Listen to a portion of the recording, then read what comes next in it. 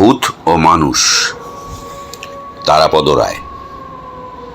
জনৈক এক ভূত দ্বিতীয় ভূতকে জিজ্ঞাসা করল, আচ্ছা, তুমি মানুষ বিশ্বাস করো? তুমি মানো যে মানুষ আছে? দ্বিতীয় ভূত একটু ভীরু প্রকৃতির। প্রশ্নটা শোনা মাত্র সে শিউরে উঠল, এদিক ওদিক দেখে তারপর বলল, এই এই ভর সন্ধ্যাবেলায় এসব কি কথাবার্তা, অমঙ্গলে কথাবার্তা?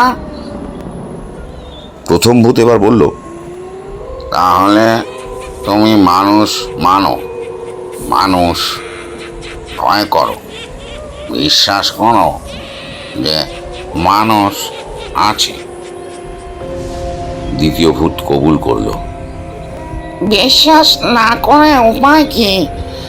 এই তো আজকেই দলে দলে মানুষ মিছিল করে ময়দানে এলো, সভা করলো।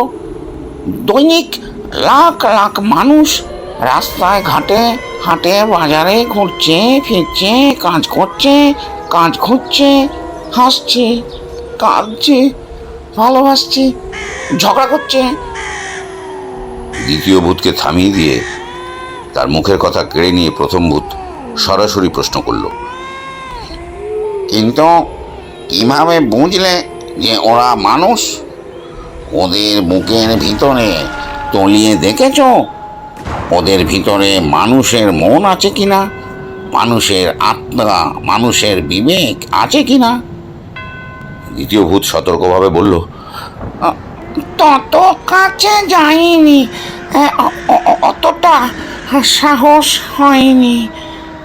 প্রথম ভূত অবশেষে মোক্ষম কথা বলল, তাহলে পুরোটা না জেনে এরপর আর কখনো বলতে যাবে না মানুষ আছে, মানুষ দেখেছি।